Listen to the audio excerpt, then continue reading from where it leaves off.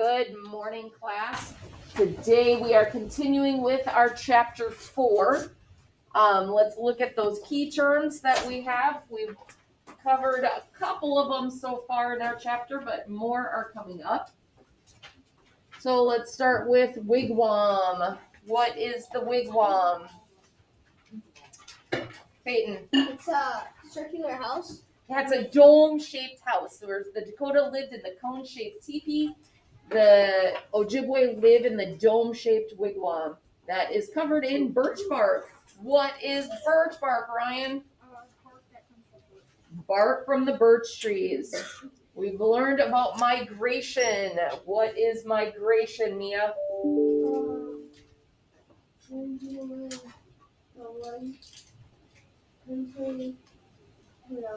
Yeah, when people move from region to region, country to country, it's that movement. We've talked about wild rice. What is it? What is wild rice, Ryan T? Wild rice is like a type of rice that grows in the water. Yeah, it's the plant that grows in the water, and you take the grains off of the plant to get the rice, and it's a very important part of the Ojibwe culture. Yesterday we talked about maple sugar. What is maple sugar, Andrea? Maple sugar is the sap from a maple tree, and then it's like boiled down. Yeah, they harvest the sap from the maple tree and they boil it down. What season do they make maple sugar, Chase? Spring. In the spring. So we learned about that yesterday when we read about the spring. Today we're going to learn about the rest of the seasons. Summer, fall, and winter. Which season do you think we're going to learn about the corn? In the summer. It is the most important summer crop for the Ojibwe. So if that's in the definition that they gave us, I'm guessing we're going to learn about it in the summer section. Yeah. Alliance. What is an alliance? Paul? It's an agreement between two or more tribes, nations, groups. Okay, so we've seen it with countries forming alliances, the different Indian nations formed alliances, players in games form alliances. What does it mean to be sovereign? Andrea? To be sovereign means to be like independent and like self-governing. Yeah, independent and self-governing. Okay, so you have that independence. You don't have to follow the government of the country because you're sovereign. You're separate from them. Let's look at the summer, or it's Neben, on page 58. Page 58, Neben. I'm recording, so I'm going to do the reading today. By the time the Ojibwe finished making maple sugar, summer, or Neben, was nearly upon them. They packed their belongings into birch bark canoes and headed for their summer village sites. These were usually located near rivers or lakes. The bark-covered dwellings looked much like the sugar houses in the maple groves. In the summer villages, Ojibwe families could enjoy life as members of a larger community. They gathered together for ceremonial feasts and dances. They also played games, especially what is now known as lacrosse. Lacrosse was a popular team sport. Both men and women had teams. It was played on a large open field, often with spectators. All players carried sticks with a pouch on the end. They used those sticks to catch and throw a leather ball. The team that put the most balls through its opponent's goalpost won the game. How many of you in here play lacrosse? Wow, that's it? Okay. So I know it's a popular sport in the high school, so it might be something that you want to look into, but it's good to know that it has its origins from the Ojibwe. But yeah, I know a lot of high schoolers that play lacrosse. All right, summer was also the time when women planted and tended crops, especially corn, which they called mundamin. They also raised pumpkins, squash, and potatoes. When the women weren't tending their gardens, they turned their attention to wild foods, especially fruits. During the summer, the forests were rich with strawberries, juneberries, raspberries, blackberries, cherries, grapes, cranberries, and blueberries. The men rarely hunted in the summer. They knew it was best to leave deer, elk, and other animals alone while they took care of their young. This helped prevent animals from becoming scarce in future years.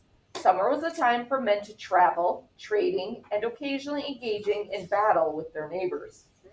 So, what are the important things we learned about summer? Peyton? Corn is the most important. Yep, that's corn. They have their harvesting of their crops. Paul?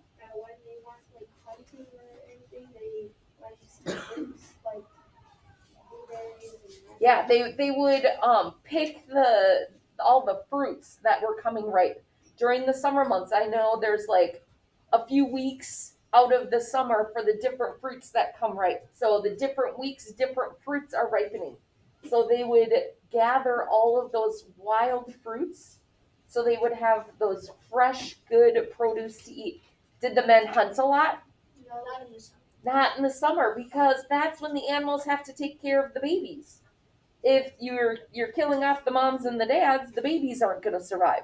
So they know that in the summertime, that's not the time to go after the animals. They need to grow and get bigger and learn how to survive. So in the fall and winter, they can go hunting. Because if they take them too early, there's not going to be any animals for the fall or the winter. So what did the men do if they weren't hunting? Paul? Like trading or engaging in battle with their neighbors. Yeah, they were trading. That's when they would travel to other areas and they would trade stuff, maybe get stuff from other areas that they didn't have in their area. And there's the occasional battles with their enemies. What did they do for fun in the summertime? Naveen? Lacrosse. They played lacrosse. What else did they do for fun in the summertime? Andrea? They gathered for ceremonial feasts and dances in the summer. Yeah, they had feasts and dances. It's summertime. They wanted to be outside. So it was a big community coming together. They would have these feasts outside. They would have dances and the drumming and lots of stuff going on where they could come together as a community. Remember, in the wintertime, they kind of hunkered down and stayed to themselves. So in the spring, they were all excited to see people again. They traveled. In the summer, they go to their summer sites, and they're able to come together as one large community. Human capital and the Ojibwe. As you learned in Chapter 3, human capital is an economic term we use today to describe the skills and abilities people use to help them earn more income. Like the Dakota hundreds of years ago, the Ojibwe of centuries past did not pay one another money wages. They did, however, develop their human capital in order to become more successful in their seasonal work. Ojibwe girls helped their mothers grow corn and make clothing from animal hides. Girls learned these skills at a young age. By the time they became adults, they were ready to provide for their families and communities. Those who worked hard to increase their human capital were highly valued among their people. You may have never thought of it this way, but by learning the information in this book, you are developing your own human capital. You are increasing your knowledge and improving your reading, writing, and thinking skills. As you continue on the path toward earning a high school diploma, you will acquire more skills that will help increase your earning potential. So think about that. Right now, you are increasing your potential by learning. So even though you're just a sixth grader, you're learning stuff that's going to help you in the future. You're increasing your human capital. Just like the Ojibwe children were learning their skills and increasing their human capital, so are you. So when you're learning to write in your planner to stay organized so you don't have missing homework, that's helping you for the future. So when you get a job, you'll get your projects done on time. Your boss wants a project by Friday. He shouldn't have to remind you every day, do you have your project done? Are you working on your project? Remember, it's due on Friday. You're going to have that skill already to get things done on time and done well. So that's why we're really working on those skills in sixth grade, So you're increasing that human capital. All right, let's learn about fall or Dagwagan. After harvesting their crops, the Ojibwe left their summer villages and once again set out for a new destination. In the fall, or Dawagan, they went to the ponds, marshes, and lakes where wild rice grew. The seeds or grain from wild rice plants were among the Ojibwe's favorite foods and the focus of their lives during the days of early autumn. Since the rice grew in water, the Ojibwe harvested it from canoes. Each canoe had 2 people in it. The person in back pushed the canoe through the rice fields using a long pole. The person in front bent the stalks and tapped the grain heads with a stick until the rice fell into the canoe. After hours of work, the grain heaped up in the bottom. Often the children helped in the harvest, learning from their elders how to gather rice properly. Once the rice was harvested, it was time to head back to shore and prepare the rice for storage. What are they storing it for? Chase? Yeah, so they would have food during the winter. First, the rice was spread out on big sheets of bark so it could dry in the sun. Then it was roasted over a fire and poured into a pit lined with a hide. There, men and children wearing clean moccasins would grind the husks off the grains by stepping lightly on them. Finally, the rice was poured into trays and tossed lightly in the air so that the wind could blow away the chaff or outer skin that covered the grain. This last step is called winnowing. Those who did not take part in the rice harvest kept busy with other autumn tasks. Children collected their late season berries and dried them for use during winter. Men hunted the ducks and geese that flocked to the rice marshes during the fall. Men and women caught fish and preserved them for the coming winter. As the days grew shorter, people at the rice camps packed up their belongings. They said goodbye to their relatives and neighbors they had lived and traveled with over the past 2 seasons. Winter villages were different. Instead of living in large communities, the Ojibwe lived in smaller groups, usually just an extended family or 2 spread out in the pine forest. So each season they're moving to a new place. They're migrating to new areas. In the spring, they go to where the maple trees are to get the maple sugar. Gentlemen. In the summer, they go to where they can grow their crops, especially the corn. So they have their summer places. Then in the fall, they go to where the wild rice is. And then in the winter, they're going to be going to where the pine forests are because those big pine trees help protect them from that cold wind and the snow. So in the fall, wild rice kind of overtakes their whole season. They're gathering the rice. They have to prepare the rice once it's gathered so they can store it for over the winter. They also, that's pretty much overtakes most of their fall. They also get the berries. There are some late harvest berries that come in the fall. They get those. They hunt ducks and geese. As the birds are migrating down, they're gathering food for their migration. So they're able to hunt the birds. And then they get ready to travel once again for the next season. Traditional food, modern methods.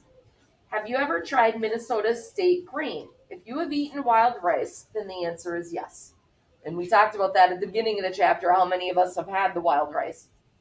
Many individuals and companies harvest wild rice from Minnesota lakes each year using methods and equipment similar to those explained in this chapter. Some, but not all, are American Indian. A Minnesota company. Then there is cultivated or farmed wild rice. One procedure of this product is Red Lake Nation Foods. This company is owned and operated on the reservation of the Red Lake Band of Chippewa Indians in northwestern Minnesota. Chippewa means what? Ojibwe. Remember, it's the same name, it's just pronounced differently. Wild rice grows naturally in a few lakes on the Red Lake Reservation, but is not nearly as abundant as in other parts of the northern Minnesota. To produce more wild rice, workers at Red Lake Nation Foods flood fields for part of the summer to simulate a lake environment. So it's a man-made lake. Then they harvest the rice with a large combine and take it to a processing plant. There it is dried in a large heated drum, and the hulls, the outer skins, are removed. So that's that winnowing. Once all the finishing steps are done, the wild rice goes back to the warehouse where it is packaged. Much of this wild rice is shipped to countries all around the world.